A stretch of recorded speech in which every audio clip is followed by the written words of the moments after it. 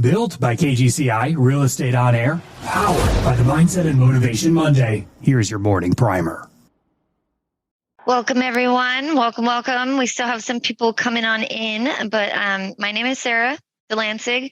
I own the Inside Sales Agency with my husband, Joffrey, and I have a small team of ISAs, and I'm going to share with you guys some of the things that we're seeing as ISAs, and I'm also a real estate agent, but we'll get into all of that. I'm going to share my screen, and we'll get into this, and then we'll do a little bit of a Q&A at the end. So here we go.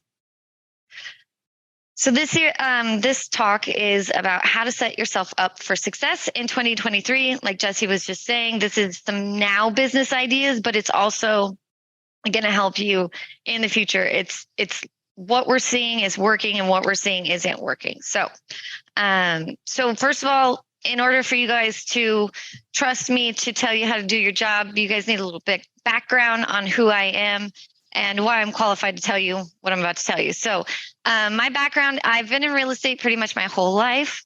My dad was a land surveyor, and then my sister took over my mom and dad's company, and I worked for her as a land use planner, a receptionist first, and then a land use planner assistant for about 10 years until the crash of 2008. And my son was born, and then I went to school. I got a degree in psychology from UW. And then later on in life, I took a part-time job at a real estate coaching and consulting company, and it quickly became one of my favorite jobs. So I became the team leader, the trainer, and I did that for 2.5 years. And then eventually, it was time to go. So I started working on my license, and I became Linnea Carver's assistant, who is an amazing other speaker, another agent on here. And she does the Friday Power Tips. I think she does Friday Power Tips or something like that. She does the Agent Power Huddle on Fridays at 8 a.m. Pacific. So you should check her out as well. I learned a lot from her. And when I got my license, I got a little too big for my britches, is what I like to say, because, there's a lot of money that goes into getting your license and paying the MLS dues, the e-key fees, the NAR dues, all of the things that go into staying in real estate, right? So I really wanted to sell real estate. I didn't really want to be somebody's assistant anymore. And with that being said, Linnea and I decided, mutually to part ways.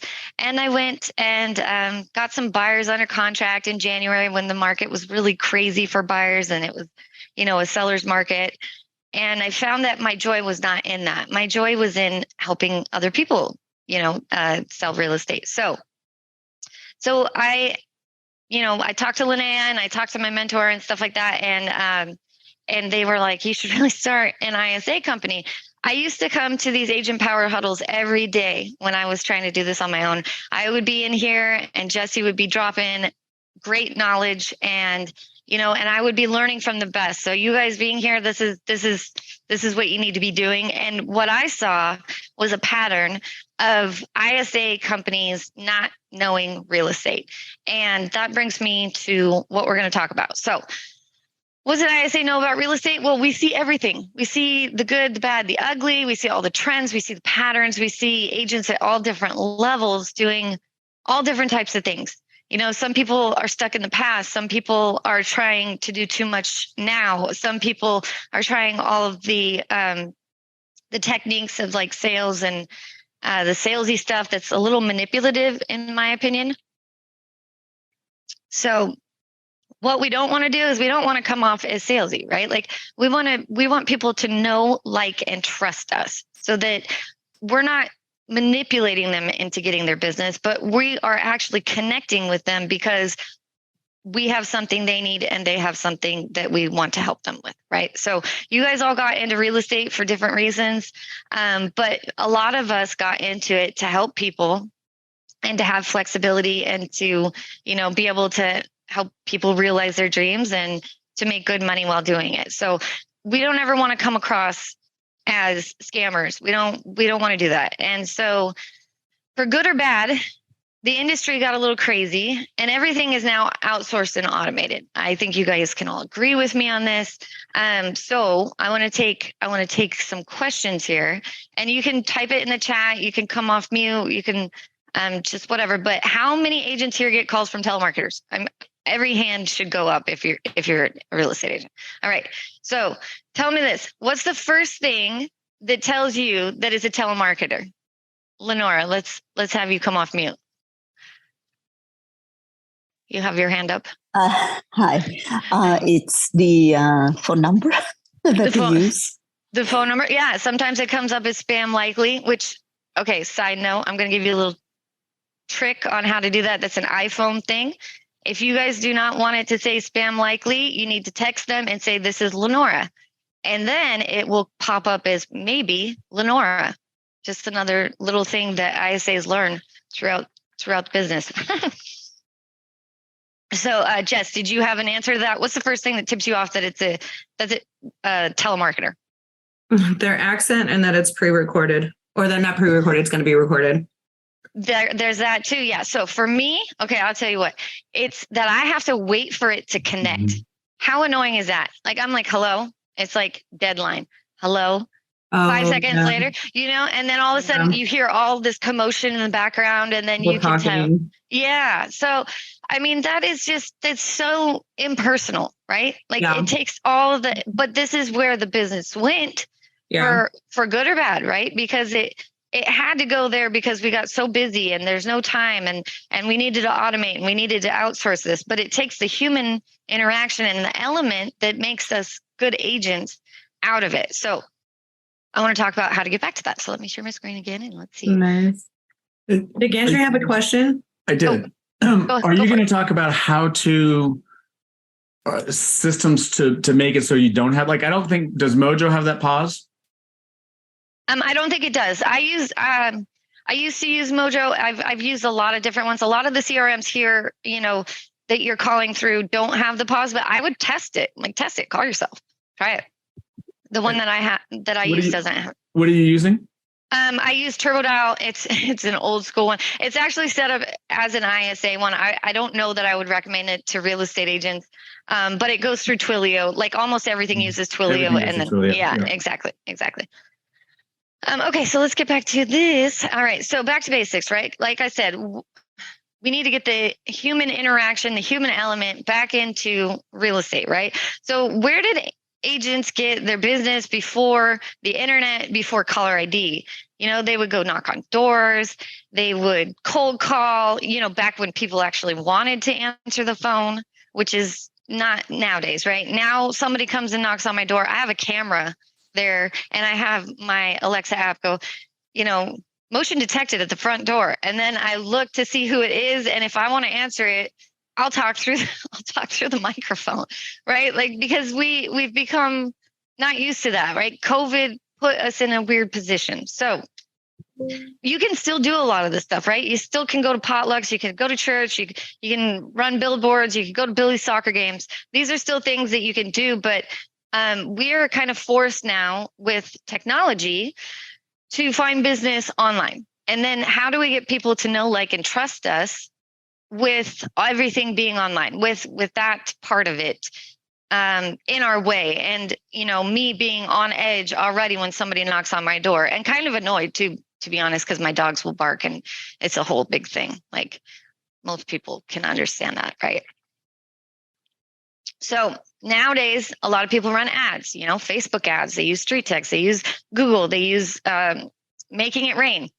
They use, obviously, you have your sphere of influence. You have referrals, FSBOs, expireds, all of these things, right? These are things that you can do, but you still want to have a human element. And right now, a lot of it is automated, which isn't necessarily bad. But I'm going to tell you guys how to make the automations work in a way that you can also respond in live time and show a different side, so that it doesn't feel as automated. So it doesn't look like something that's automated. Okay. Okay. But first, let's get into what's working. So if you take nothing else away from this call, right? What I do want you to take away is that videos, and more videos. This is where you need to focus your energy. Okay. According to ReChat, 78% of agents know that using video is what helps them stand out from other agents, but only 10% use it effectively. And the 10% was actually real estate agents' clients saying that their agent only 10% said their agent used it effectively. So now we all know that we have like photographers, we have drones, and we have Facebook Live, all the things that we can do. But YouTube is actually where it's at. YouTube is the number one search engine in the world. This I learned from EXPCon, from someone on stage. I can't remember her name, but it's not Google. It's not Google. And you'd be surprised to know that Twitter is actually number 3. Twitter is number 3 search engine in the world. So, and here's the thing. Yesterday I was Googling, what's the difference between agents now and how do they get business now versus before the internet, right? And guess what? You get many articles and then you get a video. Well, what am I going to choose? I'm going to choose the video every single time. Every single time I'm going to choose video because I can listen to it. I can pause it. I can rewind it. I can listen to it again, whatever I need to do. But an article, my son comes up and what's for dinner, and all of a sudden my attention span is gone and I can't follow through with what I wanted to know. Right. So these all need to be a part of your digital marketing plan. In addition to your CMA, your newsletters, your buyer's guides, your seller's guides, your market updates, and all of those things, right? So adding videos is going to maximize, and it's not even close. And so we'll get to some numbers. We'll get to some facts on that in a minute. Here's the deal. Your employees have limitations on the hours that they can work, right? Employees can only work certain days a week. We have Thanksgiving coming up, right? So a video works for you 365 days per year, 24 hours a day. And I heard this, and I'm part of Krista Mayshore's coaching program. I heard this from someone else. So just so you know, I'm stealing it from someone else, but it's true, right? These things work for you. Even on Christmas Day, my husband and I were looking for a house. We were selling our condo back 3 years ago during Thanksgiving, and we were looking at houses during Thanksgiving online, but we could look at the videos, right? We could look at the videos, we could see, and then schedule the time for when our agent was available to go ahead and go see a home because of the video that was on there, or because of, usually it's video, right? Video. So there is no limit on how long it can work for you. So this is what I want to get into. So how to put the human element back into real estate. This is a real example of what we send out as a text. And like I said, Linnea, I learned a lot from her. And so I'm going to use her as an example. So you can see here, I say, hi, Andrea, and I have a little waving hand. Now you don't have to do a waving hand. It could be a sunshine. It could be just about anything, right? But it's an emoji because AI doesn't usually use emoji. But you can set up your AI to have emojis sometimes. And if you can't, then you might want to look into talking to the people that do your auto text. I do know that things like Street Text have this option to add emojis to it. So I say, my name is Sarah. So I say my name is because of that whole thing about the spam likely. iPhones, if you're not a saved contact in it and you don't say who you are, it will automatically kind of junk it and say spam likely. And then it doesn't matter if it really is spam or not. It just says it's spam likely just because they don't have your name in the phone. But if you send the text ahead of time and you say this is, or if you send it after it doesn't matter. The next time you call, it'll say maybe Sarah. And then I've had many people answer and they say, oh, I thought this was Sarah from high school back in the day. I didn't, my phone said maybe Sarah. So use that to your advantage. So then the other thing I do, like when I was getting my license, it was told to us that we had to say what brokerage we're with. So I say, hey, I work with Linnea Carver at eXp Realty in Bonnie Lake. I put a little house symbol. Now in Bonnie Lake, it works with the trees behind it. In Arizona, it won't. So if I'm texting Arizona, I take the trees out of the little house emoji. Like these are just common sense things, right? But they mean a lot because if I sent that emoji to somebody in Arizona, they're going to be like, this person doesn't know, right? They don't understand. Like there's no trees around here unless maybe they're in, there's like not Pat.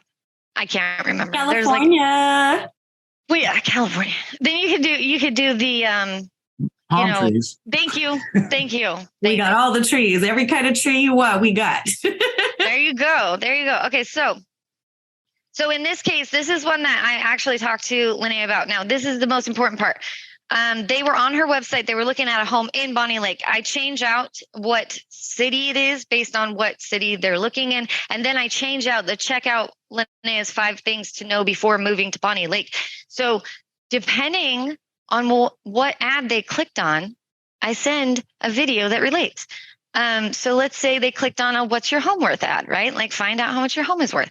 Well, in that case, I would send, tips for sellers to do before they sell or something like that, right? So knowing what videos the agent has, or like you guys as agents, knowing what videos, what are the objections that you're getting? If you're not sure what videos to make, that's fine. Community-based videos are fine. We'll get into that too.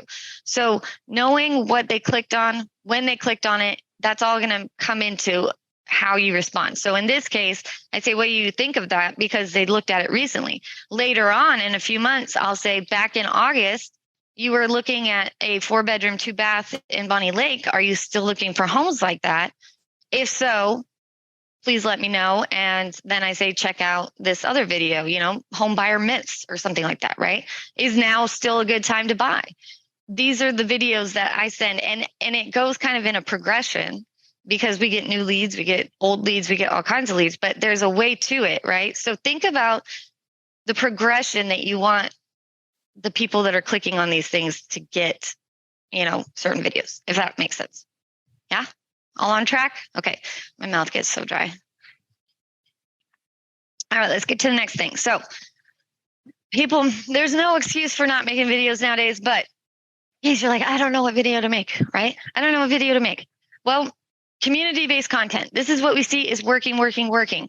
People want to know, what is it like to live in Bonnie Lake? And you know what? They go on Google and they type it in. And guess what comes up if you do that? Linnea Carver's video on what it's like to live in Bonnie Lake, because it's going to go to YouTube because that's the #1 search engine and people are going to want to look at that stuff, right? So these are the things you could do. What it's like to live there. You could do tours of local parks, schools, town centers. Like I have a little shopping center that's kind of different than the rest of the area. So you could do that. I see a lot of our clients do pet of the week. They go down to the Humane Society and they pick a pet, they spotlight it and talk about it. And these are things that help the community. And when you help the community then helps you, right? And they know, like, and trust you. They see your face, they get used to it, right? So other things you can do. I like to send other stuff that's random, like even after I've sent certain things that are like, check out this home or check out this website or whatever. I like to do best restaurants in Casper, Wyoming. That's one of my clients. She does this, check out these 5 restaurants. Why should you move to this place? What should you know before moving to this place, right? Maybe Chicago, it's very windy, or Seattle, it's polarizing, areas, like it's like city and then it's suburbs, or there's all different things that that a lot of people may not know. And the way the country is right now, where people are moving in and out. Like I read a statistic the other day that it was like we had 91 people coming into the city of Seattle and we had 100 people moving out every day or something like that. It's like more people are moving out than in right now. And Washington used to be a big place to go. Like people from California would come up here, a lot of technology. So you guys know better than I do what's important about where you are at and what your niche is. So utilize it. So, okay. Wait, I want to go back to that one really quick, because the other thing is small business reviews. If you guys have not checked out the 12 days of Christmas Agent Power Huddle that Linnea Carver and Chris Peshek, both of them are my clients, they did, it is awesome. And it is also something I'm going to tell a little story about. I was calling some of their clients, or it was another one of my clients, but I was calling some leads and the person was like, oh, I'm just so busy. I just started a business and, I just don't have time because we're still setting it up. Well, I happen to know that that agent did this 12 days of Christmas spotlight on small businesses in the area. And I said, hey, well, what kind of business are you doing? And I explained it. And these are the things that connect you and make you a focal point. So all of my clients that do these kinds of things, like their closing ratio is not even close. It's not even close to the people that don't. So when you're talking to people on calls and things like that, make sure that you're asking them about themselves and then listen, right? These are things we hear all the time. Repeat and affirm, listen, find their pain point, things like that. But in this case, she was super busy and her business was her pain point. But I wanted to know about her business to help her business, because if we can alleviate that, then maybe she'll connect with the agent and then maybe she'll want to sell her home sooner because now she has business coming in. It all connects, but it's not manipulative. I don't feel like that's manipulative at all. It's a win-win, right? Like, at least that's the way I feel about it. Okay. All right. So then the next thing, there's one more thing. So if you also are still not sure how to make a video, there are tools out there to make better videos. So when I first started doing this, one of the first videos I made, I did in black and white, and it was about how to make bacon, right? And it was basically maybe 30 seconds. And it was really cool to me because my best friend had died from COVID. She taught me how to make bacon in the oven, and I wanted to share that. It got over 5,000 views. All right. And on there is at the Keep It Realtor at the time is what I was going by. I'm now at Sarah the ISA, but whatever.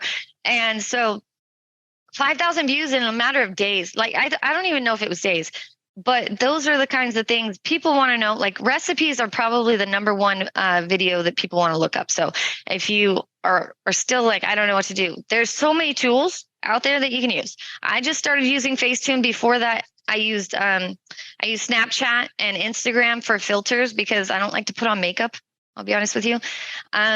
I still have to wash my hair, which is a big deal. So, obviously there's nothing that's going to make your hair not greasy. So you can put a hat on though. I've done that too. So there's still ways to get around it, right? But these will let you record a certain amount of time on the video. I think Instagram is 2 minutes. I could be wrong. Feel free to shout me out if I'm wrong about that.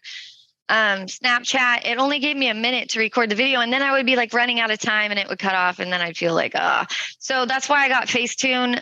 But Facetune didn't let me put like text on it or add captions, and captions are really important. Most people will be laying in bed. My husband does this all the time, laying in bed, watching videos with the captions and no sound, so that they can just like get an idea, right? So one of my ISAs told me about InShot, which is $4 per month, and you can do all that kind of stuff. You can do effects, you can do intros, you can do outros. So I think I'm going to switch to that. But anyway, if you're not convinced with any of these, there's other ones. Snap Camera has a filter that goes on Zoom, which I use for a very long time. But Zoom also has, maybe you don't know this, maybe you do, a touch up my appearance. So right now I don't have makeup on, right? But it looks like I have perfect skin, but I do not have perfect skin. Okay. Not at all. Far from it. I look like I'm maybe 20 years old. I'm 40, right? So there are things you can do. I have the touch up your appearance all the way to the max, but I mean, I'll do what I got to do to feel comfortable on camera until I can feel more comfortable, right? So same with you. If you want to do those kinds of things, you should check these things out. All right. Okay, so the conversion rates for people that use video. So when we started this company, it was March. It was March of this year. We started this company. Quickly, brought on some clients, and I didn't get to know. I don't know. I didn't understand exactly who they were totally yet, because you just bring on clients. You're like, yeah, I'm an ISA company. You can hire me. We don't do that anymore. We're kind of more of a boutique thing. Now we won't take a client on that does not have YouTube videos, because what ended up happening is they would sign up and we would ask them to send a video text or have a video, and they'd be like, oh, that's not my thing. And then they would not see the conversion, and then they would get upset and they would quit and say, I never got a closing out of this. Not for lack of opportunity, because we still set plenty of appointments, and I'm not trying to plug this or anything, but I want you guys to understand the metrics of this. Okay. So the clients that use video, up to 8 closings per month on, I want to say, I'm going to be conservative here. I think it was under 200 leads. It might've been 100. Okay. I was setting about 3 appointments a day on average for this person, but this was in April. It might've been April or May. Okay. 8 closings in a month, right? Another one of our clients has an amazing YouTube channel about living in Auburn, Alabama. 5 closings, and that was it was in September. 5 closings from leads that were from 2017. So the clients without the videos, I mean, it's not even close. Like I can't compare the two. They're not apples to apples, because this is where we're going, right? So I took up a lot more time about that stuff than I thought. So any questions on anything I've talked about so far? No questions. Everybody's good. Okay. Well, in that case, let's talk about what's next, right? I almost timed this perfectly. I practiced this a few times because pretty nervous about doing this by myself, to be honest with you. And it took me like 10 minutes, but that's because there was an interaction. So what's next? I'm going to be going into more of this stuff and things like when to hire an ISA, what to look for in an ISA, when they're a service, like what we offer versus a team member, a member of your team. That's totally different things and what they should be doing. And then I think a lot of people are going to be interested in our favorite lead generation tools. These are going to be every Tuesday in December, 8 a.m. Pacific, right here. And we're going to talk about, like you guys can ask us anything. Like you can ask us, what do we see works? What do we see doesn't work? You can ask us like, what's the main video that we see people respond to? What's the main objection we get? I don't know. You guys know better than I do what you would want to ask us. So that's my whole thing. Hey, Sarah. Yeah. Hey, Jess. Sorry, I'm getting dressed. I'm getting ready to go to Rick Jiha's business planning. Oh yeah. I might be there too. I might see you there. Like in person or no, online. Oh, okay. Well, look for my dress because I got tickets front and center. Anyway, can you tell me a little bit? I'm trying to understand. So my association with ISA is inside sales agent, but it sounds like you guys kind of take it up a notch. You're not just dialing, you're also reaching out via text and are also sending out videos appropriate to whom you're talking to. Is that right? Yes, that's what we do. Thank you, Lenora. Sorry. Yes, you do. You look fabulous. Hey, thank you. Our company does. We are different, right? Like I'm a real estate agent that actually paid for leads, and I know how frustrating it is when those leads just get thrown out. So because of that, I saw, I took all the advice from Agent Power Huddle. And so, yes, we send out texts. We don't send out emails, but that's where your email campaigns come from, right? So a lot of the videos that I talked about, the best clients, with the most closings, they have those community focused videos in their email campaigns. Okay. And they explain this stuff. You could check her out, obviously.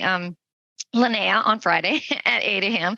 She shares a lot of the stuff that she's doing, and a lot of what we learned came from her too. So yes, ISA, when you think of it, and when most people think of it, they think overseas, they think, Filipino or something like that. They think not, that doesn't know real estate. Do you have people locally?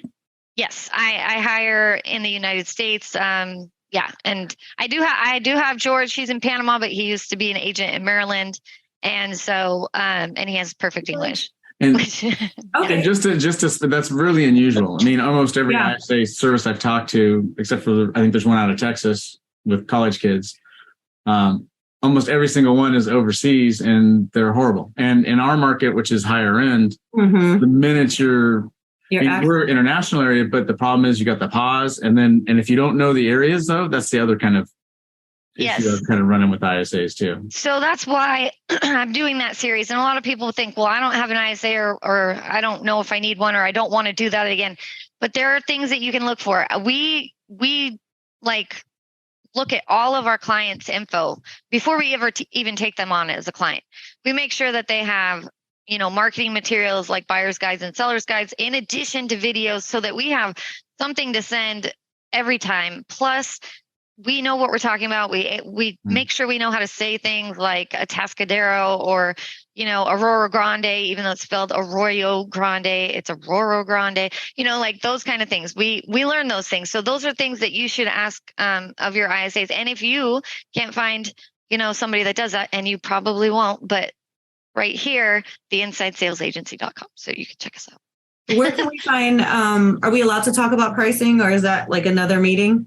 It's on our website too. Website. So just so you know, we're trying to go in a different direction. And I'm talking to some of our agents about this, because what we found is there's a need for full-time ISAs, especially for the agents that are doing really, really high level stuff. So we are on our website. It doesn't have this yet, but there could be an opportunity for more of a commission-based full-time ISA dedicated to you. So this is something that we are trying to get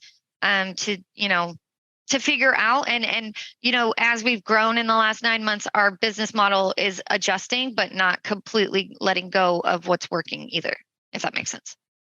Oh, you charge per lead. We do. We charge per lead. Okay. Per lead is per phone number, but we will call them as many times as it takes. We actually, it's more of an intuitive, follow-up system. So depending on the kind of lead, you're going to follow up with a Google lead different from a street text lead. Right. Because a Google lead is actually on there looking actively, and the street text lead is somebody that's just scrolling through middle of the night, maybe had a few drinks, clicked on something, and forgot the next day. Right. So we look at all that stuff and we bring it up too. So I can tell you guys how we do all this. We're going to do that, like I said, future follow-up series, and we're going to talk about all this stuff. So essentially, I would provide the company with whatever leads I want. It could be circle prospecting. It could be street text leads. It could be any type of lead. We let you know what kind they are, and then you all will dial those numbers. Is that correct? Pretty much. I'm a little picky about the circle prospecting, expireds, and FISBL, and I'm going to tell you why. Okay. I've never found a skip tracing service that does it well. And so then when you're paying per phone number, it's a lot of money for you with a lot of bad phone numbers. So I'm hesitant with the expireds. I've even tried RedX, so I'm not sure that I've ever seen anybody actually have a good percentage of phone numbers. I would say, George, what is it? It's like 80% are bad phone numbers or wrong numbers or people that have passed. So unfortunately, I have not found a good skip tracing service. If anybody out there has better numbers for that, let me know. But yes, we will call almost anything other than those. I guess you will provide, if I said, hey, Sarah, this is an area that I'm farming, could I essentially pay you to get that data, or is it simply just from my side providing the data? Yeah, you would provide the phone numbers and the data, and then we would make the calls. So how would we figure out how to get the best, most accurate numbers then?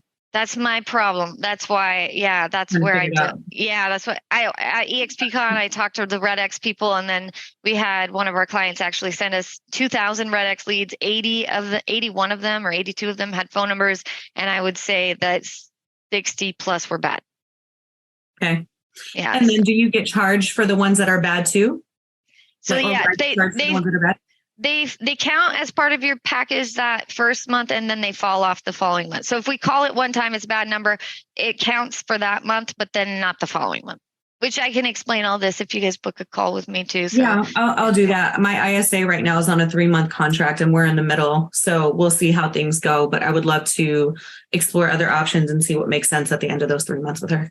Yeah. And then, you guys don't have to use this. Use the information. You can use the information I'm giving you. If you're in a contract or something like that, inform your ISA, tell them what's working and what I'm telling you, and then have them kind of adjust, because, I understand that there's a lot of people that are stuck with something, and you might as well make the most of it while you got it, right? That's kind of how I feel about it. So. Cool. Okay. I have to hop off. Thank you so much. I appreciate it. Have fun. I might see you later. Okay. Bye. Bye. Thank you. All right. Well, that's it. So thanks everyone for joining us. I really appreciate it.